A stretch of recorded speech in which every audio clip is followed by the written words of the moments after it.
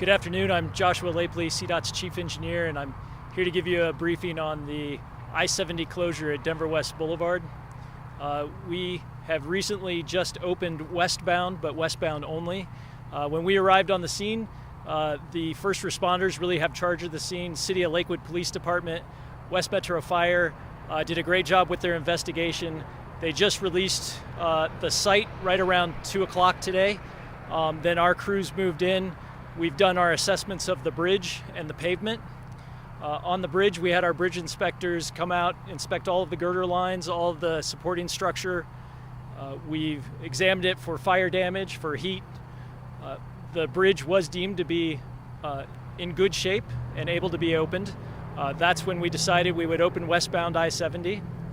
The pavement condition is not as good. We have anywhere from 2 to 4 inches of pavement, asphalt pavement on top of previous concrete pavement that we are now working to remove, and we have crews en route to provide us with additional asphalt so we can put that down. We just had a safety meeting with our workers on site to make sure that even though we're under tight time frames and we want to get this road open as quickly as possible for the public, we want to maintain the safety of our folks as well. We anticipate that the opening will happen tomorrow morning. We will work to do whatever we can to accelerate that, but that's what we're comfortable with at this point. Any questions? So this bridge itself, when will traffic be able to finally start going over the bridge? Yeah, so as soon as we can, because of the traffic rerouting, as soon as we can get traffic control plans in place to open that up, that's when we'll open it. And then talk a little bit more about how the work that goes into repairing this much damage on the road. Sure, so we've called in our crews from across the state. We've called in contracting crews from other projects to help us complete this as quickly as possible. The first step is really starting to mill out the asphalt, so we've got to remove and see how far down we need to go. That's kind of the unknown at this point. We don't anticipate it's going to be more than 4 inches.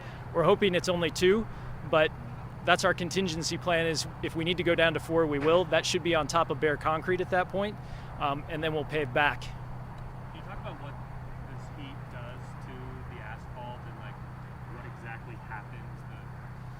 Sure, so the binders and the oil in the asphalt actually break down and degrade. So what you're left with is you can go out there and kick it with your shoe or your boot and dig down actually into the asphalt at least a couple of inches. We're hoping that's as far as it went, but we'll take it down to where it's secure. On the concrete, you can start to see discoloration if it gets too hot, and then it starts to become brittle. We scrubbed the girders because there is some smoke staining on the girders, but we scrubbed those and found no evidence of that. So we believe that the structure of the bridge or the integrity of the bridge is fully there. You're chief engineer for CDOT, obviously not only dealing with reopening I-70, but also looking perhaps at this incident. Are you going to look at truck ramps, on and off ramps, and whether or not anything can be done in the future? Sure. We're always looking at safety data to see where can we better invest dollars, where can we make things safer than they are today. Right now we're focused on getting this road open. That's where our resources are at. We'll continually look at what we can do for safety improvements. What's it like to be walking out? I mean, you guys did the walk around in your safety talk and working with all these folks trying to make this thing a safe opening, but also get the job done. What's it like walking around down there even though the vehicles are gone?